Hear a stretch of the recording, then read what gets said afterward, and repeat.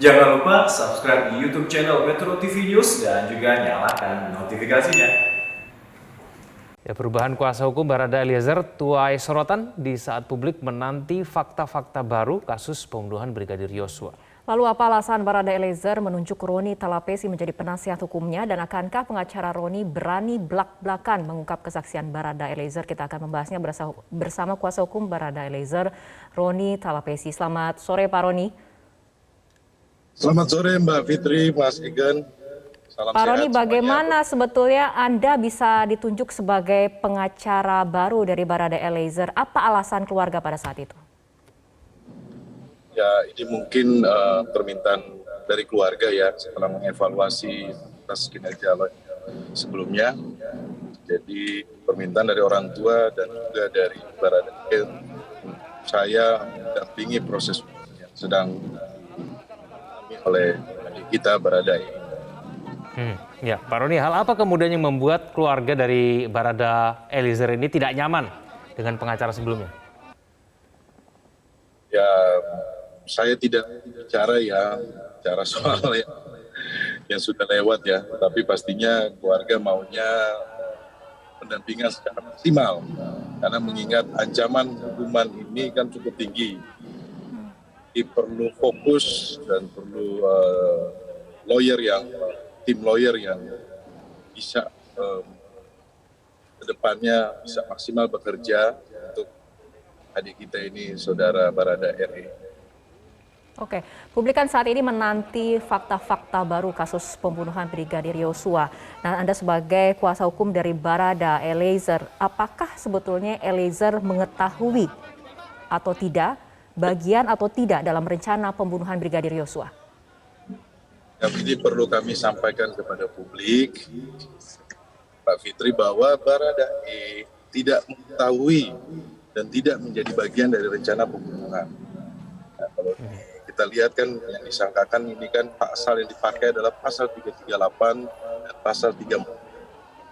Mana dengan sengaja artinya mengetahui dan menghendaki.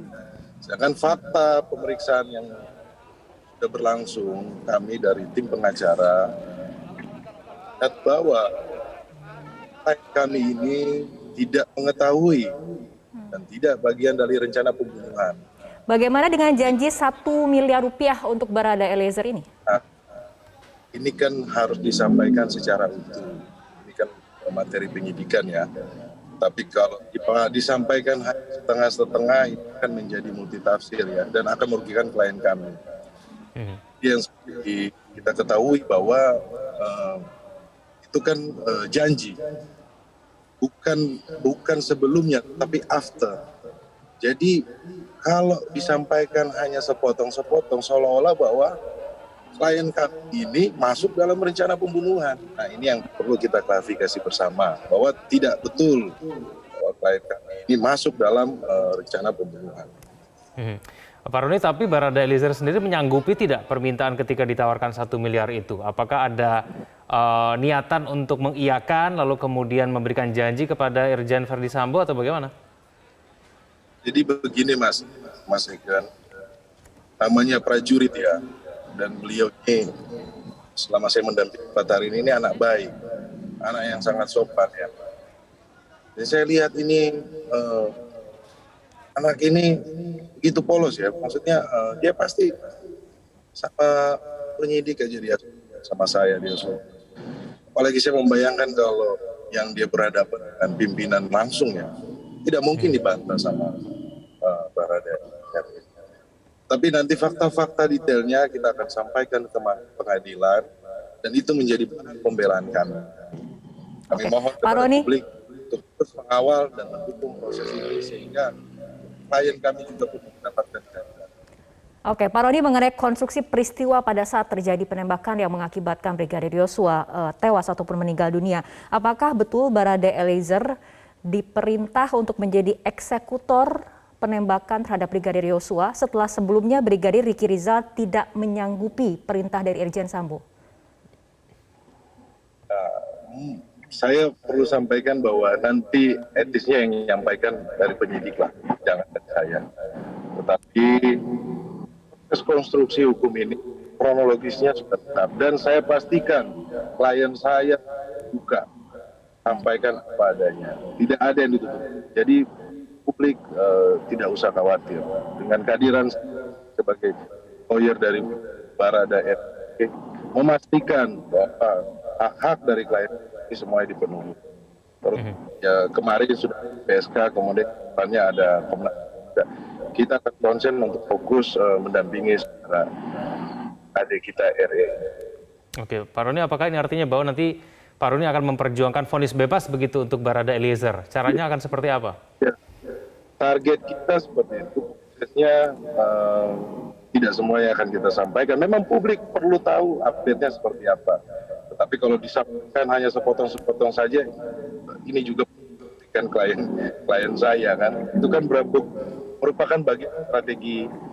Tapi ke depannya, minggu depan, kami akan menyampaikan permohonan untuk diperiksanya ahli dari kami. Ahli akan kami ajukan ahli psikologi dan ahli pidana.